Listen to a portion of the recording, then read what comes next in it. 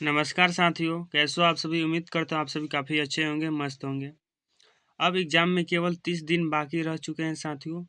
और हम लोगों का जो फिजिक्स होगा साथियों, वह 5 फरवरी को होगा। ठीक है, 5 फरवरी को फिजिक्स का एग्ज़ाम होगा। अब जो भी क्लास आएगी साथियों, आपकी एग्ज़ाम में ध्यान रख कर आएगी। ठीक है, हम आपको फिजिक्स के साथियों 80 2 अंकीय प्रश्नों को गेस किए हैं। इन 80 प्रश्नों को आपको कराएंगे। ठीक है, इनको साथियों हम 4 क्लास में बांटे हैं। एक क्लास में आज 20 करेंगे, फिर अगले दिन 20 करेंगे, फिर अगले दिन 20, फिर अगले दिन 20, यानी 4 क्लास में हम साथियों इसको पूरा कर लेंगे। ठीक है, इसी प्रकार केमिस्ट्री, मैथ, हिंदी और हिंदी का भी और केमिस्ट्री का भी साथियों इसी प्रकार कराया जाएगा। ठीक है, तो क्लास की शुरू करते हैं साथियों। आप सभी जल्दी से वीडियो को सभी मित्रों में शेयर कर दीजिएगा। ठीक है साथियों, पहला नंबर प्रश्न की आयतन आवेश घनत्व क्या है, आपको बताना। एग्जाम में पूछा जाता है आयतन आवेश घनत्व क्या है, इसके SI मात्रक को बताएं। तो देखिए साथियों, मान के चलिए कोई साथियों, अगर हम आयतन के अनुदिश साथियों आवेश का साथियों क्या करते हैं, आवेश बांटते हैं, मतलब आवेश का वितरण करते हैं आयतन का अनुदिश। तो एकांक बोले तो सबसे जो छोटा भाग में जो आवेश की मात्रा होगी, सबसे छोटा भाग में जो आवेश की मात्रा होगी, वही क्या कहलाता है साथियों, आयतन आवेश घनत्व कहलाता है। ठीक है, आयतन आवेश घनत्व कहा जाता है। इससे रो द्वारा साथियों सूचित किया जाता है। आप जानते हैं इसका जो सूत्र होता है साथियों, क्यू बटे में क्या होता है, भी होता है। इसका यदि मात्रा की बात करें, कूलाम प्रति मीटर क्यूब होता है। ठीक है, कोई दिक्कत नहीं होगा आप सभी को यहाँ तक।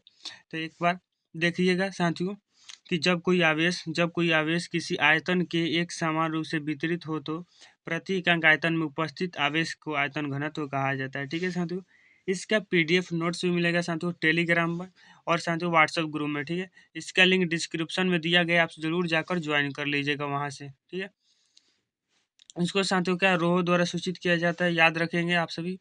आगे देखिए, इससे मुख्य संबंधी क्या बातें हैं साथियों, आपको लिखना है। यहाँ इसका साथ सूत्र हमने लिखा है, इसका आयतन घनत्व का यदि हिंदी में देख लीजिए सूत्र, इसका SI मात्रक हमने बता ही दिया। इसका बीमा का होता है M0 होता है साथियों, मतलब कि M इसमें नहीं होता है, और L के पावर -3 और AT होता है। ठीक है, इसका बीमा। यह कैसी राशि एग्जाम में पूछेगा तो आपको बताना होगा, यह अदिश राशि है। ठीक है साथियों, अगला प्रश्न आता है साथियों, 2 नंबर प्रश्न है। 2 नंबर प्रश्न, विद्युत फ्लक्स क्या है, इसका SI मात्रक एवं बीमा को बताना है। ठीक है, तो देखिए मान के चलिए साथियों, ये क्या है, कोई चालक है। ठीक है, कोई चालक है, किसी भी चालक से साथियों जो भी लंबवत बोले तो 90 डिग्री पर जो भी गुजरती है चुंबकीय बल रेखाएं संख्या, वही क्या कहलाती है साथियों, विद्युत फ्लक्स कहलाते हैं। ठीक है, विद्युत फ्लक्स का SI मात्रक क्या होता है, देखिए फाई बराबर जो सूत्र होता है साथियों, E dA cos थीटा होता है। E dA क्या होता है साथियों, cos थीटा, इसके साथ एक सूत्र होता है। इसका जो साथियों मात्रक होता है न्यूटन मीटर स्क्वायर प्रति कूलम। न्यूटन मीटर स्क्वायर साथियों क्या होता है, प्रति कूलम इसका साथियों मात्रक होता है, याद रखिएगा। और इसका बीमा भी। ठीक है, बीमा कैसे निकालें, बीमा इसी सूत्र पर बैठाकर निकाल सकते हैं। ठीक है, तो किसी विद्युतीय क्षेत्र के किसी पृष्ठ से लंबवत निकलने वाली विद्युत बल रेखाएं को ही क्या कहा जाता है साथियों, विद्युत फ्लक्स कहा जाता है। ठीक है, विद्युत फ्लक्स कहा जाता है। चाहे आप साथियों इसका दूसरा का परिभाषा यहाँ से लिख सकते हैं कि विद्युतीय क्षेत्रीय तथा तथा क्षेत्रफल सदिश डीएस कहिए चाहे डीएस कहिए चाहे ए कहिए साथियों, बात बरोबर है।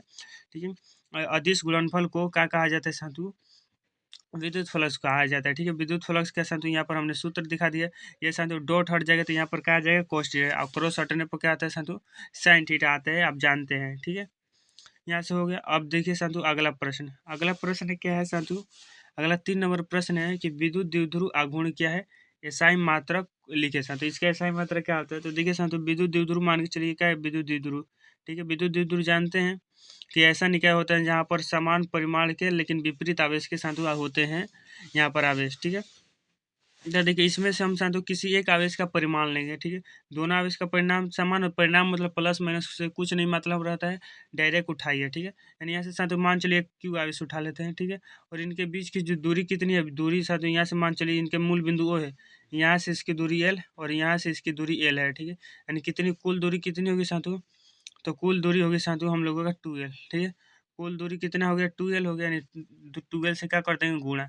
ये साथियों जो फार्मूला प्राप्त है, इसी फार्मूला को विद्युत द्विध्रुव आघूर्ण का नाम दिया गया है। ठीक है, विद्युत द्विध्रुव आघूर्ण का नाम दिया गया है, समझ गए। इसी का कहा जाता है विद्युत द्विध्रुव आघूर्ण कहा जाता है। ठीक है साथियों, तो देखिएगा, तो विद्युतीय देखिएगा साथियों, देखिएगा यहाँ पर कि वैद्युत द्विध्रुव के किसी एक आवेश या आवेश का परिणाम तथा द्विध्रुव के दोनों आवेशों के बीच की दूरी के गुणनफल को साथियों क्या कहा जाता है? वैद्युत द्विध्रुव आघूर्ण कहा जाता है। ठीक है, वैद्युत द्विध्रुव आघूर्ण कहा जाता है।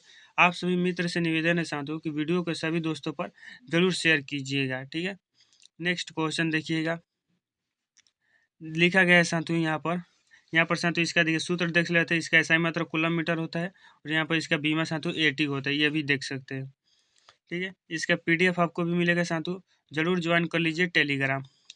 ठीक है, देखिए साथियों अगला प्रश्न है कि विद्युतीय क्षेत्र की तीव्रता से आप क्या समझते हैं? देखिए विद्युतीय क्षेत्र कोई आवेश है साथियों, मान चलिए क्यू, इस आवेश के पर क्या होगा? विद्युतीय क्षेत्र मतलब देखिए किसी भी आवेश के जो आसपास का एरिया है वह क्या कहलाता है? उसका विद्युतीय क्षेत्र कहलाता है। ठीक है, तो इस आवेश के साथ एरिया में कोई अन्य आवेश को हम ले जाते हैं, क्यू नोट आवेश को ले जाते हैं, तो ये क्यू नोट आवेश को क्या कहेगा? मुझे तुम्हें इस एरिया में नहीं आना है। ठीक है, इसको क्या करे साथियों? यहाँ पर क्या लाने से क्या करेगा साथियों? माना कर मतलब इस पर बल लगाएगा, इस तरह फोर्स लगाएगा कि तुम यहाँ से भागो। तो ठीक है, तो ये जितना साथियों बल लगा के इसे भगाएगा वही बल क्या कहलाता है साथियों? वैद्युत क्षेत्र की तीव्रता कहलाता है। ठीक है, तीव्रता कहलाता है, समझ गए? तो विद्युतीय क्षेत्र के किसी परीक्षण आवेश पर लगने वाले बल या परीक्षण आवेश के अनुपात को, ठीक है, परीक्षण आवेश के अनुपात को क्या कहा जाता है? विद्युत क्षेत्र की तीव्रता कहा जाता है। ठीक है साथियों, विद्युत क्षेत्र की तीव्रता कहा जाता है। विद्युत क्षेत्र की तीव्रता साथियों ई से लिखते हैं, इसका जो सूत्र होता है ये बटे में क्या होता है साथियों? क्यू नोट होता है। क्यू नोट होता है, बहुत ज़्यादा इंपॉर्टेंट साथियों फार्मूला भी, क्योंकि इसका पूछा जाता है। इसका मात्रा की बात करें तो न्यूटन प्रति कूलम हो जाएगा। ठीक है, न्यूटन प्रति कूलम यहाँ पर साथियों हम लिख दिए सूत्र, इसका साथियों लिमिट के रूप में भी सूत्र को हम लिख सकते हैं। ठीक है, यह कैसी राशि है पूछा जाता है एग्जाम में, कई बार पूछ लिया है साथियों, कैसी राशि है? तो सदिश राशि, इसका मात्रक भी पूछ लिया गया एग्जाम में, तो न्यूटन प्रति कूलम। यहाँ पर साथियों इसका सदिश रूप, यहाँ पर मात्रक दिया है, और इसका साथियों ई बराबर डीवी बाई डी भी इसका सूत्र होता है। ठीक है, डी बाई डी। ठीक है, तो यहाँ पर डी आर होगा। ठीक है, ई बराबर डीवी बाई डी आर। ठीक है साथियों, डी नहीं होगा। देखिए अब देखिए साथियों यहाँ पर और कुछ बातें लिखी है। विद्युतीय क्षेत्र की तीव्रता का साथियों जो बीमा होता है यहाँ पर क्या ML/T इनवर्स 3 और ए इनवर्स होता है। ठीक है, ये सभी मुख्य बातें, ये सभी एग्जाम में नहीं लिखना है। जितना परिभाषा कहेगा, क्वेश्चन जितना कहेगा उतना ही जवाब देना है। ज़्यादा देकर हम क्या करेंगे? ज़्यादा नंबर दे देगा एग्जामिनर, नहीं ना? तो इसलिए जितना कहेगा हम उतना ही देंगे। ठीक है, अब देखिए साथियों आवेश का संरक्षण सिद्धांत आपको बताएं, तो देखिए कोई भी आवेश संरक्षण जैसे ही लगे, संरक्षण मतलब क्या होला साथियों? बचना। ठीक है, बचना, तो मानिए जो आवेश होता है साथियों ना तो ये उत्पन्न होता है ना ही नष्ट होता है, यही आवेश संरक्षण का नियम है। यदि साथियों इसको हम अच्छी तरीके से लिखे तो हम लिख सकते हैं किसी भी विलगित निकाय प्रक्रिया से पहले और प्रक्रिया के जो बाद होता है कुल आवेश संरक्षित रहता है, इसे आवेश संरक्षण का नियम कहा जाता है। इतना लिख सकते हैं कि ना एग्जाम में कोई बिल्कुल। तो इस सिद्धांत के अनुसार किसी विलगित निकाय आवेश हमेशा क्या रहता है साथियों? संरक्षित रहता है, अर्थात आवेश न तो उत्पन्न होता है और ना ही साथियों क्या होता है? नष्ट होता है। इससे एक पिंड से दूसरे पिंड में क्या कर दिया सकता है साथियों? केवल स्थानांतरित किया जा सकता है। ठीक है, केवल स्थानांतरित किया जा सकता है, यही क्या है साथियों? आवेश संरक्षण का नियम है। समझ गए? तो जल्दी से साथियों लाइक कर दीजिएगा। ठीक है, ठीक है साथियों, आप सभी वीडियो को लाइक नहीं करते हैं और शेयर भी नहीं करते, जरूर शेयर कीजिए अभी सभी मित्रों में। आगे साथियों प्रश्न है कि विद्युत विभव तथा तीव्रता के बीच संबंध स्थापित करें। ठीक है, देखिए साथियों यहाँ पर मान चलिए का क्यू आवेश है साथियों, यहाँ पर एक आवेश क्यू है, इसके कारण साथियों यहाँ पर क्या है? क्यू नोट आवेश है। विद्युतीय क्षेत्र की तीव्रता मतलब समझते हैं ना, लाने में जो बल लगेगा, तो इसको साथियों इस तरफ लाने हैं तो ये क्या लगेगा साथियों? बल लगेगा। ठीक है, ठीक है, बल लगाएगा। और साथियों इसको हम क्या करते हैं? इसको जो क्यू नोट आवेश को यहाँ से क्या क्यू बिंदु तक इसको ले जाते हैं, तो यह साथियों विस्थापन क्या होगा? डी आर साथियों विस्थापन करें। तो साथियों जो बल लगाएगा तो साथियों ए बराबर क्या सूत्र होता है? कहिए, ए बराबर सूत्र होता है ए बटे में क्यू, यानी एफ बराबर यहाँ से साथियों सूत्र क्या आ जाएगा? ए बराबर हम लोग को सूत्र आ जाएगा ई क्यू आ जाएगा, ई क्यू नोट आ जाएगा, बिल्कुल जी ई क्यू नोट आ जाएगा। और साथियों हम डी डब्ल्यू यानी साथियों जो हमारा कार्य बराबर सूत्र होता है F S cos theta, F D S cos theta होता है, कहिए बिल्कुल। ठीक है साथियों, क्या होता है? कोस्टिटा होता है। देखिए यहाँ पर थीटा कितने डिग्री का बने, तो थीटा साथियों 180 डिग्री। कैसे? तो देखिए यह जो आवेश क्यू है साथियों यह इस पर इस तरफ बल लगा रहा है। ठीक है, तो ये बिल्कुल जी बल लगा रहा है। हाँ, हम साथियों इसको किस तरह, हम इसको इस तरह से ले जा रहे हैं। थीटा साथियों क्या बनेगा? 180 डिग्री, जब तीर विपरीत हो जाता है। और कोस 180 डिग्री का साथियों यहाँ पर थीटा रखेंगे, तो थीटा का मान 180 डिग्री, यानी कोस 180 डिग्री का -1 होता है, माइनस में एफ एस हो जाएगा, एफ एस डी एस हो जाएगा। ठीक है साथियों, तो बिल्कुल यहाँ पर साथियों डी एस साथियों विस्थापन कितना कराए हैं, तो यहाँ पर देखिएगा ध्यान से, विस्थापन हम लोग कराएं साथियों, डी आर विस्थापन यहाँ पर कराएंगे, बिल्कुल डी आर विस्थापन कराएंगे, यानी लिख देंगे, यानी माइनस में साथियों का एफ डी आर लिख देंगे। ठीक है साथियों, एफ डी आर लिख देंगे। ऐसा तो यहाँ पर क्या है साथियों, डी डब्ल्यू है। ठीक है, डी डब्ल्यू है। अब देखिए यहाँ पर ध्यान से आप सभी देखिएगा, ये साथियों एफ है नु, इस एफ का मान हम यहाँ पर जो एफ हवा है इसका मान रख देंगे यहाँ पर कि बिल्कुल। तो देखिए अब हम रखते हैं मान, यहाँ पर हम कट करते हैं। देखिए डी डब्ल्यू बराबर क्या आया था साथियों, एफ डी आर आया था कहीं, बिल्कुल। यहाँ पर एफ का मान हम क्या देंगे, ई क्यू रख देंगे, ई क्यू नॉट और डी, ई क्यू बढ़िया से लिखते हैं। ठीक है साथियों, बढ़िया से लिखते हैं, हाथ से लिखना पड़ता है इसलिए साथियों क्या हो जाता है, तनी इथी हो जाता है। एफ बराबर हम क्या लिख देंगे, ई क्यू लिख देंगे, ई क्यू नॉट। ठीक है साथियों, डी आर हो जाएगा, यहाँ पर क्या है साथियों, डी डब्ल्यू। ठीक है, इस साथियों देखिए जो यहाँ पर क्यू है, इस क्यूआ को क्या करेंगे साथियों, इस तरफ हम भेजेंगे। ठीक है, इस क्यूआ को इस तरफ भेजेंगे, नहीं साथियों डी डब्ल्यू बराबर क्या आ जाएगा, क्यू नोट आ जाएगा, बराबर में साथियों ई ई और डी आर आ जाएगा। ठीक है, और साथियों आप सूत्र क्या जाने हैं, सूत्र जानते हैं कि डब्ल्यू बटे क्यू बराबर क्या होता है साथियों, भी। डब्ल्यू बटे क्यू बराबर क्या होता है, भी। ऐसा साथियों डी डब्ल्यू मतलब अल्प कार्य हो रहा है, तो हमारा भी भी निम्न हो गया, यानी डी भी हो जाएगा साथियों, डी भी वही क्या हो जाएगा साथियों, यह माइनसवा हम छोड़ दिए ना जी, माइनसवा हम लिख दे रहे हैं, माइनस में क्या हो जाएगा, ई डी आर। ठीक है, ई डी आर। अब हमारा सूत्र क्या हो गया साथियों, स्थापित हो गया। सूत्र क्या हो गया साथियों, स्थापित हो गया। यहाँ पर डी है साथियों, ये डी है, यानी अब देखिए हम कैसे लिख सकते हैं, तो इसको हम अब देखिए, ये जो डी भी है साथियों, यहाँ पर ध्यान से देखिए, ये जो ई है साथियों, इस डी भी डी आर को साथियों हम इस तरफ भेज रहे हैं। ठीक है, डी आर को इस तरफ भेज रहे हैं, यानी साथियों ई बराबर क्या आ जाएगा, D V by D R. ठीक है, डी वी बाई क्या आ जाएगा साथियों, डी आर आ जाएगा, और इस माइनसों को साथियों इस तरफ भेज देना। ठीक है, यानी ई बराबर minus D V by D R. भी मतलब क्या होगा साथियों, विद्युत विभव होगा, ई मतलब क्या, विद्युत क्षेत्र की तीव्रता। तो यही ना लाना, विद्युत विभव तथा विद्युत क्षेत्र की तीव्रता, यही सिद्ध करना था। ठीक है साथियों, सिद्ध हो गया, तो उम्मीद करते हैं आपको ये समझ में भी आया होगा। ठीक है, इसी तरह से साथियों यहाँ पर सिद्ध किया गया है, आप देख लीजिएगा। ठीक है, देखिए साधु अब आता है प्रश्न अगला। अगला प्रश्न है साधु कि परावैद्युत शक्ति अपेक्षित परावैद्युतांक को परिभाषित करें। तो देखिए परावैद्युत शक्ति मतलब क्या होता है, तो वैद्युत क्षेत्र की तीव्रता का वो अधिकतम मान जहाँ तक परावैद्युत माध्यम से अचालक बना रहता है, अचालक बना रहता है, परावैद्युत शक्ति कहलाता है। ठीक है, परावैद्युत शक्ति कहलाता है। तो वैद्युत क्षेत्र की तीव्रता का वो अधिकतम मान जहाँ तक परावैद्युत माध्यम क्या बना रहता है साधु, अचालक बना रहता है, परावैद्युत शक्ति कहलाता है। ठीक है, देखिए यहाँ से प्रश्न पूछा जाता है, हवा का परावैद्युतांक शक्ति कितना होता है, तो 3 × 10⁶ वोल्ट प्रति मीटर। ठीक है, वोल्ट प्रति मीटर। और साधु अब ध्यान दीजिएगा कि अपेक्षित परावैद्युतांक किसे कहा जाता है, तो अपेक्षित परावैद्युतांक किसी माध्यम का परावैद्युतांक तथा निर्वात के परावैद्युतांक के अनुपात ही को ही साधु का अपेक्षित परावैद्युतांक जिसे एप्सिलॉन आर द्वारा लिखा जाता है, एप्सिलॉन आर द्वारा लिखा जाता है। ठीक है, याद रहेगा आप सभी को, यानी लिख देंगे साथियों कि अपेक्षित परावैद्युतांक कहिए चाहे सापेक्ष विद्युतशीलता कहिए, किसी माध्यम का परावैद्युतांक तथा निर्वात के परावैद्युतांक के अनुपात को क्या कहा जाता है, अपेक्षित परावैद्युतांक कहा जाता है। यहाँ इसका साथियों सूत्र लिखा दिया है साथियों, यहाँ पर साथियों यहाँ पर नोट में क्या लिखा गया है, तो इसका कोई भी मात्रक नहीं होता है। ठीक है, ना ही बीमा। ठीक है साथियों, इसका बीमा भी नहीं होता है। आगे देखिएगा साथियों, आगे जो प्रश्न आता है ध्यान से पढ़िएगा। यह प्रश्न साथियों 18 में पूछा गया है कि वायुमंडल वैद्युत उदासीन नहीं होता है। समझे, तो देखिए वायुमंडल में बहुत सारे कण रहते हैं साथियों, जैसे अल्प मात्रा में रहते हैं साथियों कार्बन डाइऑक्साइड, जल वाष्प, हाइड्रोकार्बन, सल्फर के योगी कुछ धूल कण भी रहते हैं। ठीक है, ये सब रहते हैं साथियों। जब साथियों इन पर सूर्य की किरणें पड़ती है तो ये क्या हो जाता है, टकराने से आयनीकृत हो जाते हैं।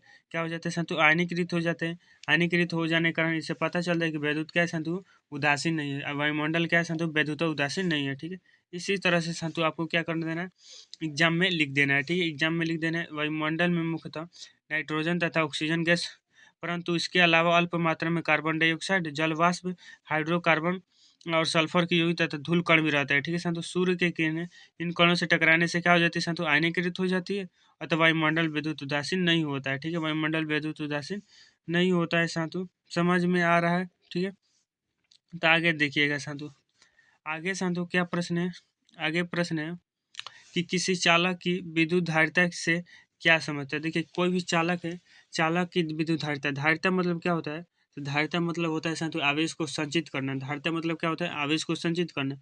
मान के चलिए कोई चालक है साथियों, वह आवेश को संचित करने का काम कर रहा है, तो वह क्या कहलाएगा साथियों? वह कहलाएगा चालक की मतलब चालक की धारिता कहलाएगा, चालक की धारिता कहलाएगा। तो किसी चालक के द्वारा आवेश ग्रहण करने की क्षमता, मतलब वही संचित करने, मतलब संचित कब करे? जब लेगा, नीचे मतलब लेना मतलब क्या? ग्रहण करेगा। तो विद्युत विद्युत तीव्रता कहा जाता है, ठीक है। विद्युत तीव्रता सॉरी सर, विद्युत धारिता कहा जाता है, ठीक है। विद्युत धारिता कहा जाता है, ठीक है। विद्युत धारिता बराबर सी बराबर सूत्र होता है साथियों क्यू बटे भी, ठीक है। क्यू बटे भी सूत्र होता है। देखिए यहाँ पर किसी चालक के दिए गए आवेश तथा उसके विभव में क्या होने वाली वृद्धि क्या होती है साथियों? समानुपाती, मतलब आवेश बढ़ाइएगा तो विभव भी बढ़ेगा, यानी आवेश जो होता है समानुपाती होता है विभव के। भी बराबर हमने क्यू बराबर सी भी लिख सकते हैं, और सी यहाँ से साथियों सी क्या होता है? चालक की धारिता होती है, ठीक है। आगे समझिएगा। आगे साथियों ये देखिए, यह प्रश्न साथियों ऑब्जेक्टिव में पूछा जाता है, अगर मान के चलिए 2 अंक में पूछ लिया जाए तो किस तरह से आपको बनाना हो कि यदि बराबर धारिता के 3 संधारित्र श्रेणी क्रम में जोड़े जाते हैं तो उनकी परिणामी धारिता कितने साथियों? 6 माइक्रोफैराड है। अगर उनके तीनों संधारित्रों को समानांतर क्रम में जोड़ दिया जाए तो उनकी परिणामी धारिता कितनी होगी? तो देखिए साथियों, जो धारिता है साथियों, तीनों धारिता क्या है? बराबर है, ठीक है। श्रेणी क्रम में जोड़े जा रहे हैं। श्रेणी क्रम में साथियों कुल धारिता कितनी है? 6 माइक्रोफैराड है। तो श्रेणी क्रम के लिए यहाँ पर श्रेणी क्रम में जोड़ा गया है, तो ये बिल्कुल श्रेणी क्रम के लिए जैसे साथियों जो सूत्र सी तुल्य होता है, सी तुल्य जो होता है, मैंने इसको C1 मान लेते हैं। सी तुल्य जो होता है साथियों, सी बटे में क्या होता है साथियों? एन होता है, कहीं बिल्कुल सी बटे में एन होता है जी। देखिए यहाँ पर सी तुल्य कितना दिया है? कहीं 6 माइक्रोफैराड, यानी 6 लिख देंगे। यहाँ पर साथियों सी हो जाएगा, ठीक है। और यहाँ पे एन कितना है? तो कहिए 3 गो है, यानी 3 लिख देंगे, यानी सी बराबर कितना आ जाएगा साथियों? 18, मतलब एक संधारित्र की जो धारिता होगी साथियों 18 माइक्रोफैराड, ठीक है। और 3 गो निकालना है, तो किस में निकालना है साथियों? श्रेणी क्रम में निकालना है, ठीक है। दिखाई दे रहा है आपको? किस में निकालना है? श्रेणी क्रम में निकालना है तीनों का।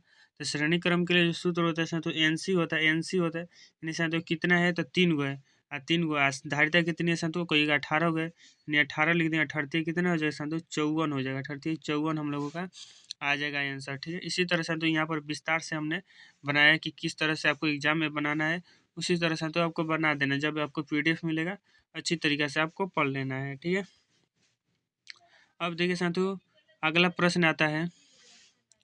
अगला प्रश्न है कि समानांतर प्लेट संधारित्र के दूसरे प्लेट का क्या कार्य होता है? देखिए दूसरे प्लेट का कार्य क्या होता है? देखिए समानांतर प्लेट संधारित्र पे एगो प्लस चार्ज होता है, एगो पे क्या होता है साथियों? माइनस चार्ज होता है, ठीक है। जिसमें साथियों एगो को क्या करते हैं साथियों? एगो को आवेश देते हैं, दूसरा के साथियों का जमीन से साथियों जोड़ देते हैं, मतलब पृथ्वी से जोड़ जाते हैं। इस कारण जोड़ने से क्या होगा? उसकी धारिता बढ़ जाएगी, इसीलिए साथियों दूसरा प्लेट का यूज किया जाता है, ठीक है। इस तरह आपको एग्जाम में लिख देना है, चाहे आपको लिख सकते हैं साथियों कि समानांतर प्लेट संधारित्र में दूसरे प्लेट पहले प्लेट के विभव को कम करता है, तब संधारित्र की धारिता बढ़ जाती है। इसी तरह से लिख सकते हैं, चाहे हमने जो आपको बताया उसी तरह से साथियों आपको लिख देना है, ठीक है। यह भी साथियों हमारा ही लिखा हुआ है, ठीक है। अब देखिए साथियों अगला प्रश्न है कि विभव मापी का उपयोग लिखे। तो देखिए विभव मापी का साथियों पहला जो उपयोग होता है विद्युत वाहक बल मापने के लिए, और दूसरा का साथियों आंतरिक प्रतिरोध मापने के लिए किया जाता है विभव मापी का उपयोग, ठीक है। आगे साथियों प्रश्न है कि कार्बन प्रतिरोध के कलर कोड से आप कह सकते हैं। देखिए कार्बन प्रतिरोध के कलर कोड मतलब देखिए कलर मतलब होता है साथियों का रंगना। मान के चलिए कोई प्रतिरोध है साथियों, उसको रंग दे दे तो वो कलर कोड होगा। तो कैसे प्रतिरोध को रंगे? तो जो साथियों प्रतिरोध बहुत ही छोटा होगा, जिसकी साथियों जो शक्ति होगी बहुत ही 1 वाट से भी कम होती है, उन्हीं को साथियों क्या कहा जाता है? कार्बन कलर कोड कहा जाता है, ठीक है। इनमें साथियों 4 गो कोड होता है, ठीक है। 4 गो कोड होता है, याद रखना है, ठीक है साथियों। आगे देखिएगा, लिख सकते हैं कि कार्बन प्रतिरोध अति सूक्ष्म होते हैं, जिसका प्रतिरोध साथियों तथा सहनशीलता मतलब शक्ति को कलर कोड यह वर्ण कोड के द्वारा व्यक्त किया जाता है, ठीक है साथियों। जिसका पहला जो जिसमें साथियों कुल कितने होते हैं? 4 को साथियों होते हैं, ठीक है। जिसमें साथियों पहला कलर जो क्या बताता है? तो पहला कलर जो बताता है वो पहला कलर क्या बताता है? अंश को बताता है। दूसरा का कलर भी अंश बताता है, ठीक है साथियों। और तीसरा का जो कलर है क्या बताता है? गुणांक, ठीक है। तीसरा का क्या है? तो पहला कलर क्या बताता है? अंक, सॉरी साथियों अंश है। दूसरा का भी अंक बताता है, और तीसरा का साथियों क्या बताता है? तीसरा का बताता है गुणांक। चौथा का क्या बताता है? सहन या त्रुटि बताता है। यहाँ पर साथियों जो पहला है यहाँ पर अंके होगा, ठीक है। यहाँ पर अंश नहीं होगा, ठीक है। यहाँ पर क्या होगा? अंक होगा। पहला भी अंक, दूसरा का भी अंक, तीसरा का गुणांक बताता है, चौथा का बताता है क्या? त्रुटि या सहन, ठीक है साथियों। याद हो गया। पहला अंक दूसरा संतु, क्योंकि यह संतु ऑब्जेक्टिव में पूछा जाता है। पहला अंक दूसरा भी संतु अंक, तीसरा गुणांक, चौथा त्रुटि या सहन। याद हो गया संतु। यहाँ से संतु ये भी पूछा गया एग्जाम की, नारंगी का कलर कोड क्या है, 3 होता है संतु, और पीला का कलर कोड क्या होता है, 4 होता है। याद रखना है, ठीक है। इसमें कुल 10 संतु 10 गो रंग होते हैं, और जो संतु 0 से शुरू होते हैं ये भी याद रखना है। प्रतिरोधकता एवं विद्युत चालकता से आप क्या समझते हैं, समझाए, ठीक है संतु। प्रतिरोधकता और विद्युत चालकता से ये आप क्या समझते हैं, आपको बताना है। तो देखिए प्रतिरोधकता क्या है संतु, यदि आपको प्रतिरोधकता का यदि सूत्र संतु आपसे पूछ लिया जाए तो किस तरीके से लिखेंगे, वो भी संतु क्या है, बहुत ज़्यादा इम्पोर्टेंट है। तो हम पहले सूत्र को सिद्ध करना सिखाएंगे आपको, तब संतु आपको क्या बताएंगे, ठीक है। देखिएगा ध्यान से संतु। तो प्रतिरोधकता जो होता है, जो चालक का संतु प्रतिरोध होता है, वह संतु एल के क्या होता है, समानुपाती समीकरण 1 मिल गया, ठीक है। और जो चालक का प्रतिरोध होता है संतु, चालक के अनुप्रस्थ काट क्षेत्रफल क्या होता है संतु, व्युत्क्रमानुपाती वजनी समीकरण 2 मिल गया, ठीक है। समीकरण 1 और 2 से चलेंगे तो क्या मिल जाएगा, तो आर समानुपाती एल बाई क्या मिल जाएगा संतु, ए मिल जाएगा, ठीक है। समानुपाती चिन्ह हटेगा तो यहाँ पर संतु एक नियतांक आ जाएगा जिसे रो कहते हैं, और रो एल बटे में क्या हो जाएगा, ए संतु, कि रो यहाँ पर एल है संतु, हो जाएगा कहीं बिल्कुल। अब देखिए अब क्या करने वाले हैं, अब संतु यहाँ पर करेंगे कि जो हमारे संतु रो का मान निकालेंगे, यानी रो बराबर यहाँ से संतु सूत्र क्या हो जाएगा, आर ए बटे में क्या हो जाएगा संतु, एल हो जाएगा, आर ए बटे में एल हो जाएगा, ठीक है। आर ए बटे में एल, यही संतु जो रो है यही क्या कहलाता है, प्रतिरोधकता कहलाता है, ठीक है। इसको यदि संतु परिभाषित करने का यदि कहें तो किस तरह से, मान के चलिए कोई चालक का संतु, चालक का चालक का संतु लंबाई एल है, चालक का जो एकांक लंबाई है, चालक का लंबाई कितना है, एकांक, और उसका जो संतु अनुप्रस्थ काट का क्षेत्रफल भी क्या है, एक है, अनुप्रस्थ काट का क्षेत्रफल भी एकांक है। तो जो संतु प्रतिरोध होता है वही क्या कहलाता है, वही संतु प्रतिरोधकता कहलाता है। क्योंकि संतु मान के चलिए ए का मान 1 है और एल का मान 1 है, यानी रो बराबर क्या आ जाएगा, आर आ जाएगा। इसीलिए संतु प्रतिरोधकता को प्रतिरोध भी कर सकते हैं, ठीक है। समझिए जब ए और एल का मान 1 होगा तभी कह सकते हैं, ठीक है। अब देखिए साथियों विद्युत चालकता किसे कहा जाता है, ठीक है।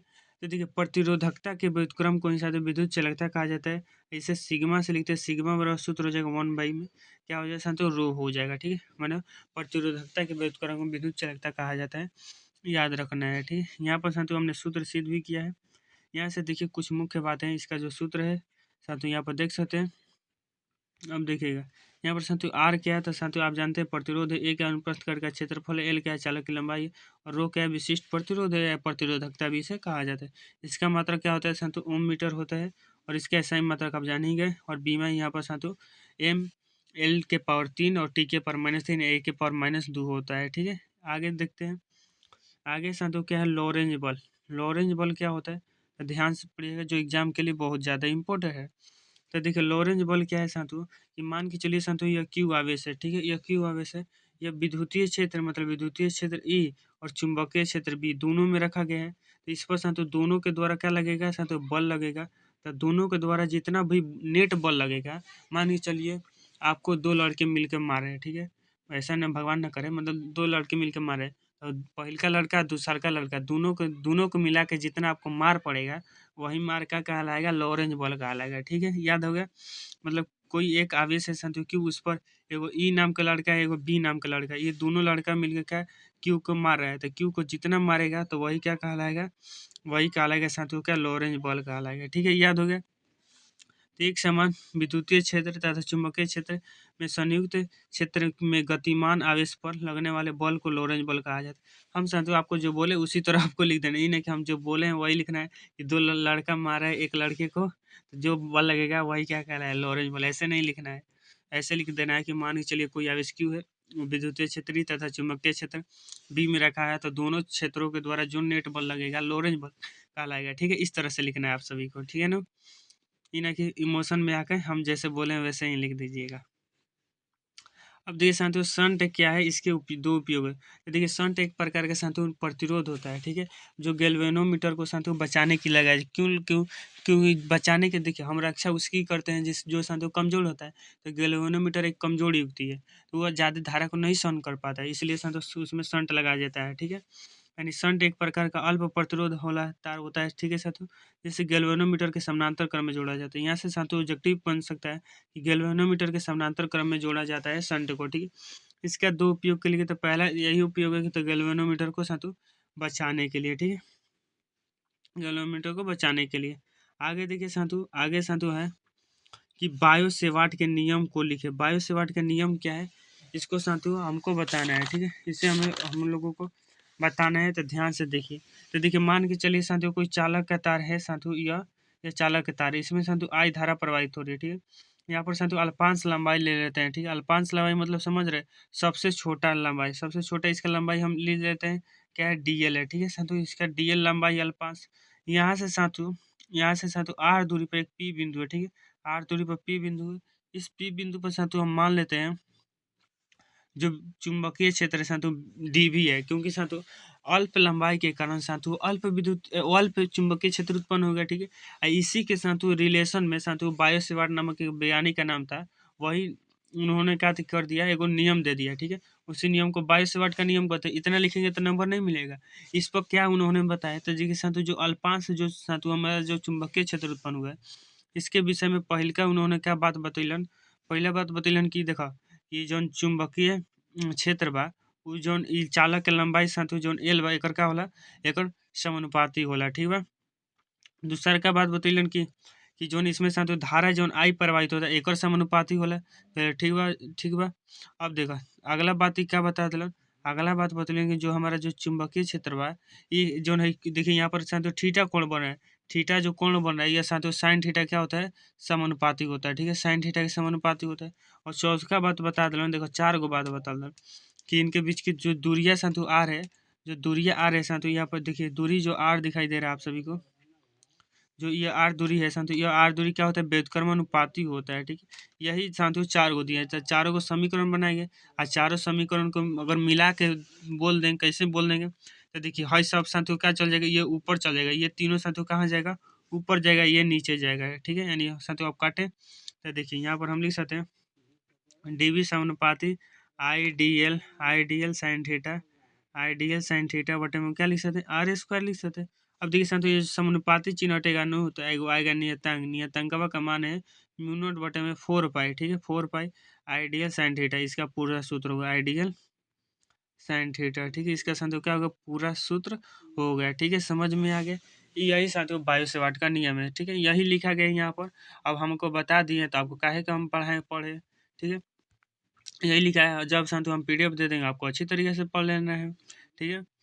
अब देखिए शांतु एक छोटे क्षण चुंबक की अच्छी स्थिति और निरक्षीय स्थिति को समझाया था। देखिए मान लीजिए शांतु ये क्या है, क्षण चुंबक है, यहाँ पर शांतु क्या है, नॉर्थ ध्रुव है, यहाँ पर शांतु देखिए उत्तरी ध्रुव है, दक्षिणी ध्रुव, अंग्रेजी हम नहीं बोलेंगे, ठीक है। यहाँ पर शांतु क्या है, उत्तरी ध्रुव है, और यहाँ पर दक्षिणी ध्रुव है, ठीक है। इस ध्रुव के साथ मान के चलिए इसके आँखिए के सोजा यहाँ पर कोई बिंदु है, ठीक है, आँखिए के सोजा क्या है, बिंदु है, मान चलिए बिंदु क्या है साधु, एक बिंदु है यहाँ पर, क्या एक बिंदु है साधु पी, ठीक है। ये साधु क्या है, आँखिए के सोजा है, यानी साधु अच्छी स्थिति में, आँखिए के सोजा यानी अच्छी स्थिति में। अब देखिए मान के चलिए इसके साधु एकदम लंब दिशा में यानी साधु निरक्षीय है, मतलब इसके सामने है, तो सामने यानी क्या कहेगा, सामने है तो निरक्षीय कहेगा, ठीक है। यानी इसी तरह से आपको लिख देना कि क्षण चुंबक के साधु अच्छी अक्ष पर कोई बिंदु हो तो उसे अच्छी स्थिति कहा जाता है, क्षण चुंबक के कोई कोई निरक्ष पर कोई बिंदु हो तो निरक्षीय बिंदु कहा जाता है, ठीक है, समझिए। तो किसी क्षण चुंबक के अक्ष पर कोई बिंदु स्थित हो तो उस बिंदु का कहा जाता है चुंबक का साधु अच्छी स्थिति कहा जाता है।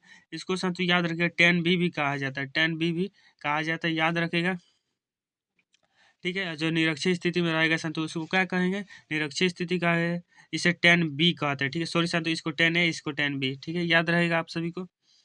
अब देखिएगा आगे, आगे प्रश्न है साधु, आगे क्या प्रश्न है, आगे साधु चुंबकीय दिक्पात की दिक्पात कोण कहा जाता है, साधु चुंबकीय दिक्पात की परिभाषा दे।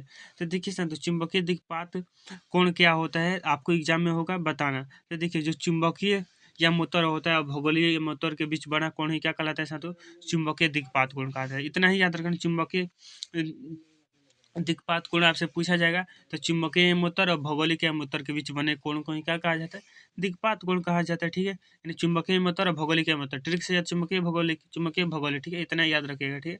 तो किसी स्थान पर चुंबकीय मोटर तथा भौगोलिक मोटर के बीच बने कोण ही क्या कहलाता है, दिक्पात कोण कहा जाता है, ठीक है। इसे किससे मापा जाता है यह भी पूछा जाएगा।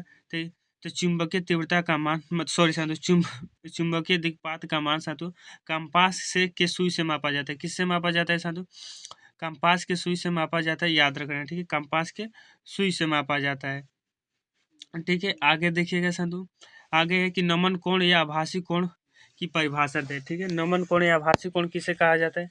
तो देखिए इसको क्या याद रखना है कि जो साथियों पृथ्वी का साथियों क्षैतिज चुंबकीय घटक, पृथ्वी का क्षैतिज चुंबकीय क्षेत्र तथा परिणामी चुंबकीय क्षेत्र के बीच बने हुए कोण को ही क्या कहा जाता है साथियों?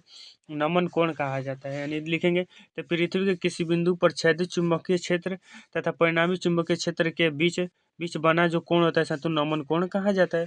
सिंपल रूप से याद करना है साथियों, क्षैतिज चुंबकीय क्षेत्र और तथा परिणामी चुंबकीय क्षेत्र के बीच बने हुए कोण को क्या कहा जाता है? नमन सॉरी साथियों, आभासी कोण कहा जाता है, आभासीय कहेंगे, ठीक है इसको। अब देखिए इसे मापने के लिए क्या यंत्र है साथियों? नति मापी साथियों, इसको नति कोण भी कहा जाता है, ठीक है, नति कोण भी कहा जाता है, याद रखिएगा, ठीक है। आगे देखिए साथियों, आगे अब प्रश्न नहीं तो क्या दिखाएं आप सभी को, ठीक है। तो आज क्लास समाप्त होती है साथियों। तो नेक्स्ट क्लास में आप यही तैयार रहिएगा 6 PM पर, ठीक है, AM लिख रहे हैं जी, 6 PM पर आप तैयार रहिए डेली आप सभी के लिए, ठीक है साथियों। 8 PM पर, सॉरी साथियों 8 AM पर आपकी क्या क्लास होगी? 8 AM पर साथियों आपको मैथ की क्लास होगी, सुबह सुबह सुबह मैथ पढ़िएगा, बहुत अच्छा रहेगा, ठीक है। 8 AM पर आपकी मैथ की क्लास होगी डेली, ठीक है साथियों। तो धन्यवाद।